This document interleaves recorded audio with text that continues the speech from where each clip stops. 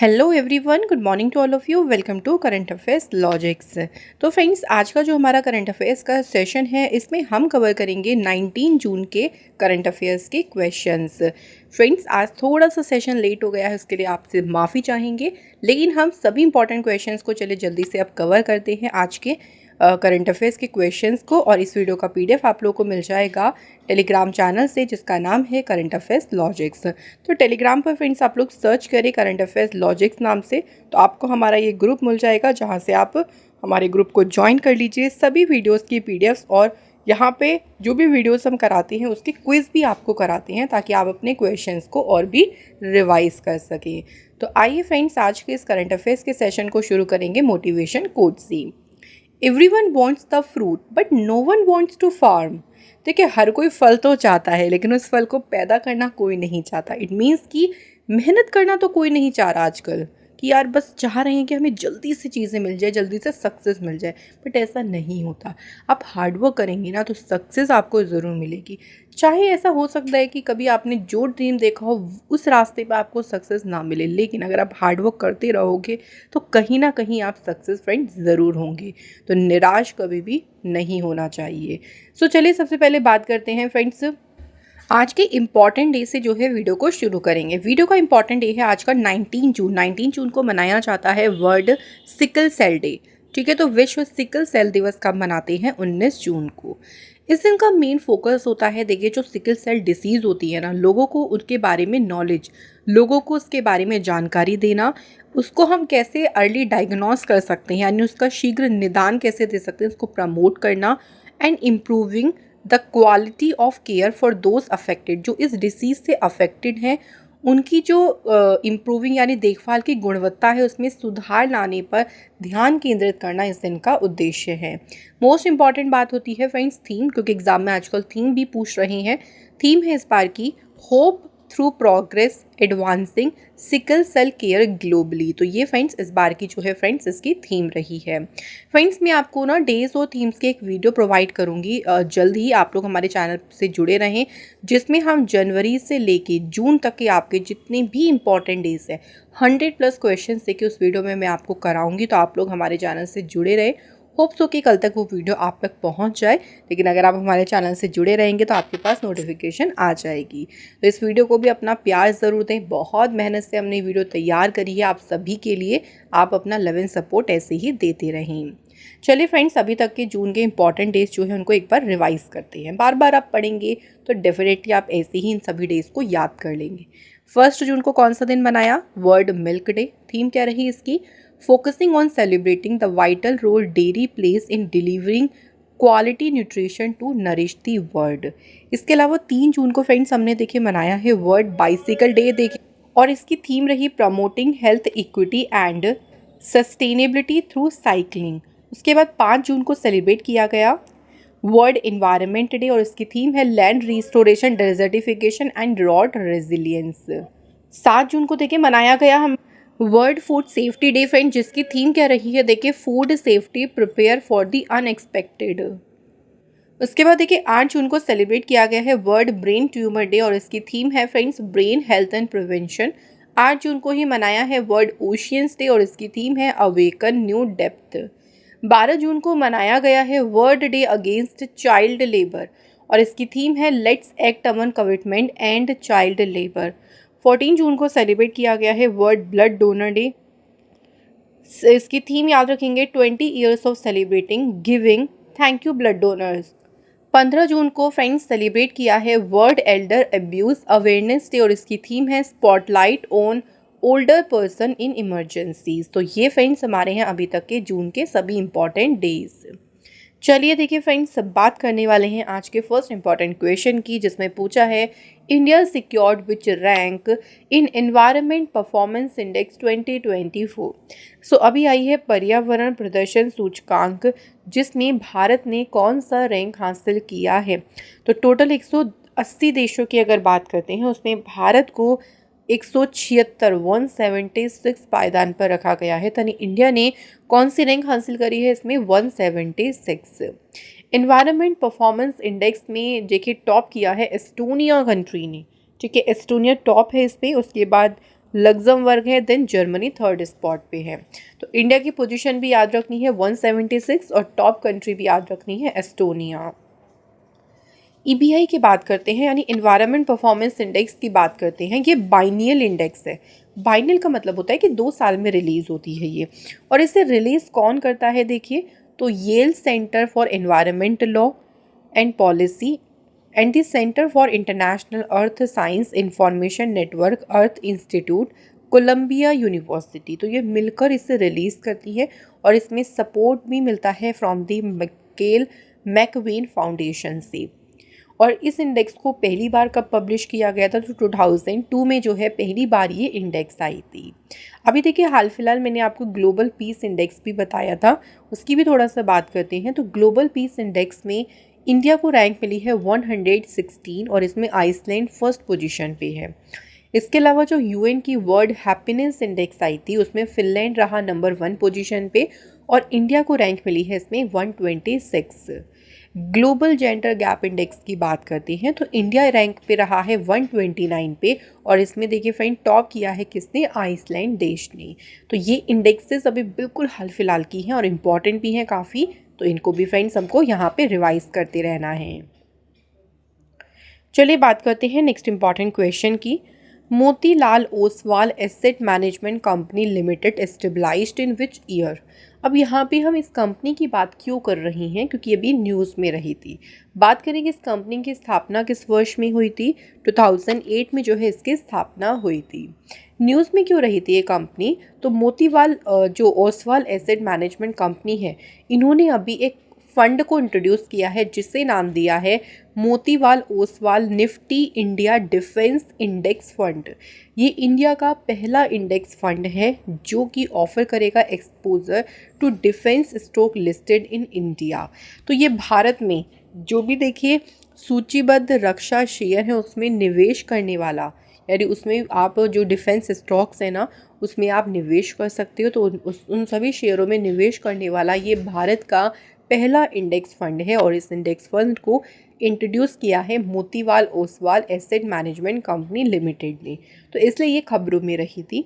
इस कंपनी की बात करते हैं, 14 नवंबर 2008 को इसकी स्थापना हुई थी। हेडक्वार्टर इसका मुंबई में है और इसके एमडी सीईओ है प्रतीक अग्रवाल। अगला क्वेश्चन देख लीजिए। NCERT made changes in the text book on the Ayodhya dispute, it has removed the term dash. अभी देखिए एनसीईआरटी ने अयोध्या विवाद पर आधारित पाठ्यपुस्तक में कुछ बदलाव किया है। इसमें से कौन सा शब्द है जो एनसीईआरटी ने हटा दिया है, तो एनसीईआरटी ने बाबरी मस्जिद का जो टर्म है या शब्द है इसको रिमूव कर दिया है। ठीक है फ्रेंड्स, इसको ज़रूर याद रखेंगे।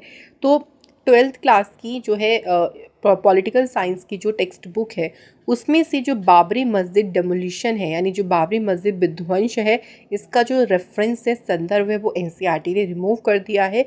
एनसीईआरटी ने ज़्यादा जोर दिया है राम जन्मभूमि टेम्पल मूवमेंट के ऊपर। ठीक है, एनसीईआरटी के फ्रेंड्स बात कर लेते हैं। पूरा नाम है national council of educational research and training. NCERT की स्थापना हुई थी 1 सितंबर 1961 को। हेडक्वार्टर न्यू दिल्ली में है। डायरेक्टर हैं डॉक्टर दिनेश प्रसाद सकलानी। और करंट में एजुकेशन मिनिस्टर कौन है फ्रेंड्स, तो अगेन ये मिनिस्ट्री मिली है धर्मेंद्र प्रधान जी को। Next question, which state former governor Muralidhar Chandrakant Bhandare passed away at the age of 95। तो किस राज्य के राज्यपाल थे मुरलीधर चंद्रकांत भंडारे जी जिनका निधन हो गया, तो फ्रेंड्स ये उड़ीसा स्टेट के जो हैं वो गवर्नर रहे थे। तो उड़ीसा के गवर्नर रहे थे ये अगस्त 2007 से लेके मार्च 2013 तक। बात यहाँ पे करें थोड़ा सा इनके बारे में, तो मुरलीधर चंद्रकांत भंडारे जी सीनियर कांग्रेस लीडर रहे हैं, महाराष्ट्र से रहे थे और 3 बार जो है ये राज्यसभा के मेंबर भी रह चुके थे।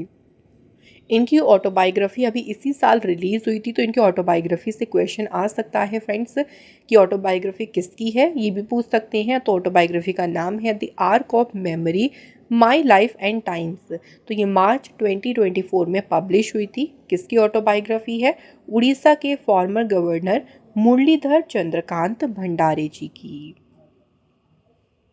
नेक्स्ट क्वेश्चन देखिए, consider the following statement regarding the one Mitra scheme. देखिए जो वन मित्र योजना है ना, ये शुरू की है किसने? हरियाणा सरकार ने इस योजना को स्टार्ट किया था। अब इसके रिगार्डिंग इनमें से कौन सा स्टेटमेंट सही है? स्टेटमेंट वाइज क्वेश्चन भी आजकल एग्जाम में पूछ रहे हैं, तो मेरी कोशिश है कि मैं आपको इस तरह से भी क्वेश्चन करा दूँ ताकि आपको ये चीज़ कवर अप हो सके कि क्वेश्चन कैसे हो सकता है। पहला स्टेटमेंट है कि इस स्कीम ने अलाउ किया है कि हर एक वन मित्र प्लान करेंगे 1000 सैपलिंग्स को, 1000 पौधे लगाएंगे। सेकेंड स्टेटमेंट है कि इस स्कीम के पहले साल में जो भी पार्टिसिपेंट्स होंगे, जो इसमें पार्टिसिपेट करेंगे, देखिए इस योजना में, उनको हर एक जो पिट है उसको प्रिपेयर करने के लिए 80 रुपये दिए जाएंगे। अब कौन सा स्टेटमेंट सही है? तो इनमें से ओनली वन यानी पहला वाला ही स्टेटमेंट सही है, सेकेंड स्टेटमेंट गलत है। ये भी याद रखना है कि वन मित्र स्कीम को शुरू किया है हरियाणा सरकार ने, ठीक है, ये भी याद रखिएगा। वन मित्र को डिज़ाइन क्यों किया गया है, ये स्कीम क्यों शुरू की गई है? देखिए ऐसी जगह जो नॉन फॉरेस्ट एरिया है, जहाँ पे वन नहीं है, पेड़ नहीं है, तो राज्य ने लक्ष्य रखा है कि उस जगह को, है ना, उस जगह पर पेड़ लगाए जाएं, ये उस जगह पर प्लांटेशन किया जाए, और इसमें वहाँ की जो कम्युनिटी है, वहाँ के जो लोग हैं, उनकी ही भागीदारी ज़्यादा से ज़्यादा बढ़ाई जाए। ये है देखिए ये स्कीम। इसमें देखिए जो भी इंडिविजुअल्स हैं जिनकी एज 18 से 60 साल है, वो इस स्कीम में वन मित्र बनने के लिए रजिस्टर कर सकती हैं।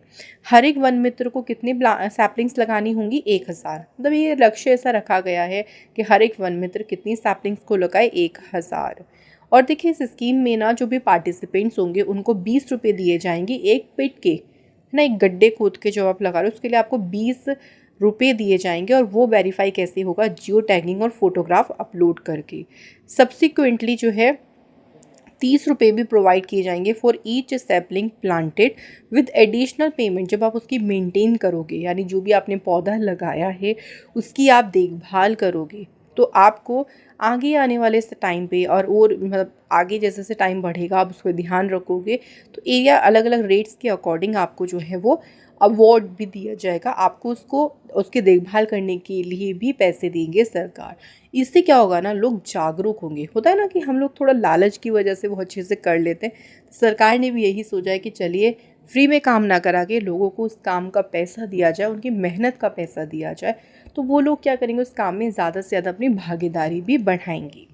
हरियाणा सरकार की बात करते हैं तो हरियाणा फ्रेंड्स लोकेटेड है देखिए, और फॉर्मेशन हुई थी इसके 1 नवंबर 1966 को। कैपिटल है चंडीगढ़, सीएम है नायब सिंह सैनी, गवर्नर है बंडारू दत्तात्रेय। राज्यसभा सीट्स हैं 5, लोकसभा की हैं 10 और असेंबली सीट्स हैं यहाँ पे 90। नेक्स्ट क्वेश्चन देखिए, Tesam Pongte was appointed as a new speaker of which state assembly. Friends इनका नाम है तेसम पोंगटे और ये किस राज्य विधानसभा के बने हैं अध्यक्ष? सो ये अभी अपॉइंट हुए हैं अरुणाचल प्रदेश असेंबली के नए स्पीकर। तेसम पोंगटे को सर्वसम्मति अनएनिमसली जो है चुना गया है, अरुणाचल प्रदेश असेंबली का जो है अध्यक्ष इनको चुना गया है, और ये बीजेपी पार्टी से हैं। अरुणाचल प्रदेश पूर्वी स्टेट है सबसे, हमारे इंडिया का ईस्टर्न स्टेट है। कैपिटल ईटानगर है, सीएम है पेमा खांडू, डिप्टी सीएम है यहाँ के चाउना मीन, ये भी अभी हाल ही में नियुक्त हुए हैं। गवर्नर हैं कैवल्य त्रिविक्रम पटनायक। राज्यसभा की सीट 1 है, लोकसभा की है 2 और यहाँ पे असेंबली सीट्स हैं 60। नेक्स्ट क्वेश्चन है फ्रेंड्स, हेमिस फेस्टिवल और हेमिस तेचू दोनों इसके नाम है, किसी भी नाम से पूछ सकते हैं, कौन सी स्टेट या कौन सी यूनियन टेरिटरी में मनाया गया?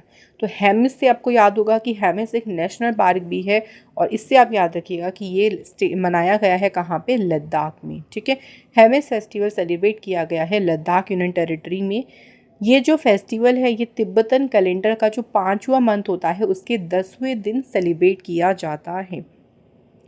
2 दिन का ये जो फेस्टिवल है ये मार्क करता है बर्थ ऑफ गुरु पद्म संभव, जो कि तिब्बतन बुद्धिज्म के फाउंडर थे। जो तिब्बती बौद्ध धर्म है उसके संस्थापक थे, तो इन्हीं के जन्म का प्रतीक है ये फेस्टिवल, और बड़ी संख्या में टूरिस्ट को अट्रैक्ट भी करता है ये फेस्टिवल इस वैली में। नेक्स्ट क्वेश्चन देखिए, which is the only Indian city rank in the top 3 in the night Franks prime global cities index 2024। Knight Frank की देखिए जो प्राइम ग्लोबल सिटीज़ इंडेक्स आई है उसमें टॉप 3 की अगर बात करें, टॉप 3 सिटीज़ की बात करें, उसमें भारत का एकमात्र शहर कौन सा है? तो एकमात्र शहर है मुंबई, और मुंबई को भी कौन सी रैंक मिली है? इसमें 3rd रैंक मिली है। फर्स्ट पर मनीला है, सेकंड पर दुबई है और थर्ड पर मुंबई है। प्राइम ग्लोबल सिटीज़ इंडेक्स जो है ये क्या करता है फ्रेंड्स, दुनिया भर के 45 सिटीज़ में जो भी प्राइम रेजिडेंशियल प्राइजेस हैं उनकी मूवमेंट को ट्रैक करता है। और जिसने ये इंडेक्स रिलीज़ करी है नाइट फ्रैंक इंडिया, उसके चेयरमैन और मैनेजिंग डायरेक्टर कौन है? Shishir Baijal. Next question, who has unveiled his autobiography, और ऑटोबायोग्राफी का टाइटल है आई हैव दी स्ट्रीट्स अ कुटी क्रिकेट स्टोरी। तो आई हैव दी स्ट्रीट ये किसकी ऑटोबायोग्राफी है? तो ये ऑटोबायोग्राफी है रविचंद्रन अश्विन की। ठीक है फ्रेंड्स, सो याद रखेंगे रविचंद्रन अश्विन की ऑटोबायोग्राफी का नाम है आई हैव दी स्ट्रीट्स। अब यहाँ पे कुछ और ऑटोबायोग्राफीज़ को चलिए रिवाइज कर लेते हैं जो कि फेमस क्रिकेटर्स की ऑटोबायोग्राफी है। सो देखिए, प्लेइंग इट माई वे ये किसकी ऑटोबायोग्राफी है? सचिन तेंदुलकर की। नो स्पिन शेन वॉर्न की है। कॉन्ट्रोवर्सली योर्स ये ऑटोबायोग्राफी है शोएब अख्तर की। द ऑटोबायोग्राफी ये है Kevin Pietersen. The test of my life Yuvraj Singh. 281 and beyond VVS Laxman. Sunny days Sunil Gavaskar. Next है a century is not enough my roller coaster ride to success ये autobiography किसकी है? सौरव गांगुली की। तो फ्रेंड्स ये थे हमारे आज के करंट अफेयर्स के सभी important question. Now friend discuss करते हैं स्टैटिक जीके के क्वेश्चंस के बारे में। पहला क्वेश्चन देखिए, which is the highest mountain in north America? उत्तरी अमेरिका का सबसे ऊंचा पर्वत कौन सा है? राइट आंसर है माउंट मैकिनले। तो माउंट मैकिनले जिसे देनाली के नाम से भी देखे जानते हैं, इसका नाम देनाली भी याद रखिएगा। ये हाईएस्ट पीक है नॉर्थ अमेरिका की। ये लोकेटेड कहाँ पे है? अच्छा, तो ये अलास्का यूएसए में जो है फ्रेंड्स लोकेटेड है। नेक्स्ट क्वेश्चन है, which mountain in Greek mythology is regarded as the home of the gods and goddesses? Greek पौराणिक कथाओं में किस पर्वत को देवी देवताओं का घर माना जाता है? तो कौन सा पर्वत है फ्रेंड्स? राइट आंसर है यहाँ पे माउंट ओलंपस। और माउंट ओलंपस जो है फ्रेंड्स ये कहाँ पे लोकेटेड है? तो ये ग्रीस कंट्री में लोकेटेड है। इसके बाद क्वेश्चन है, which mountain range separates Europe from Asia? कौन सी पर्वत श्रृंखला है जो यूरोप को एशिया से अलग करती है? तो वो कौन सी है? Ural mountains. और इसे कंसीडर किया जाता है one of the oldest mountain range in the world. दुनिया में जो सबसे पुरानी पर्वत श्रृंखला है उनमें से एक इसको माना जाता है, यूराल माउंटेन्स को। नेक्स्ट क्वेश्चन है, Machu Picchu is located in which mountain range? तो माचू पिचू किस पर्वत श्रृंखला में स्थित है? द आंसर है फ्रेंड्स यहाँ पे एंडीज, और एंडीज माउंटेन्स में लोकेटेड है ये पेरू देश में। नेक्स्ट क्वेश्चन है, which mountain range runs along the border between France and Spain? कौन सी पर्वत श्रृंखला है फ्रांस और स्पेन के बीच की सीमा पर चलती है ना, बिल्कुल जो उसका बाउंड्री है उसी पर ये पूरी माउंटेन रेंज है, और ये कौन सी है? पायरेनीज। फ्रेंड्स ये थे फ्रेंड्स आज के हमारे सभी करंट अफेयर और स्टैटिक जीके के क्वेश्चंस। नाउ फ्रेंड्स अभी हम डिस्कस कर लेते हैं, चलिए कल के रिवीजन क्वेश्चंस के बारे में। तो कल के करंट अफेयर्स के क्वेश्चन को एक बार रिवाइज कर लेते हैं दोबारा से। क्वेश्चन है, which country will host the first multinational air exercise तरंग शक्ति? तरंग शक्ति एक मल्टीनेशनल एयर एक्सरसाइज है, पहली बार ये होगी, और इसे कौन सी कंट्री होस्ट करेगी? तो भारत जो है इसकी इस बार मेजबानी करेगा। इसके बाद है, which city did the 2-day I India IORA cruise tourism conference conclude इन? 2 दिन का ये पर्यटन सम्मेलन देखिए कहाँ पे आयोजित हुआ है? नई दिल्ली में। नेक्स्ट है, which of the following ministry has launched environmental flaws monitoring system? किस मंत्रालय ने पर्यावरण प्रवाह निगरानी प्रणाली शुरू की है? तो फ्रेंड्स इसको किसने शुरू किया है? जल शक्ति मिनिस्ट्री ने। नेक्स्ट है, हु इनॉग्रेटेड न्यूली कंस्ट्रक्टेड प्रेरणा स्थल इन पार्लियामेंट हाउस कॉम्प्लेक्स? संसद भवन परिसर में नवनिर्मित प्रेरणा स्थल का उद्घाटन किसने किया है?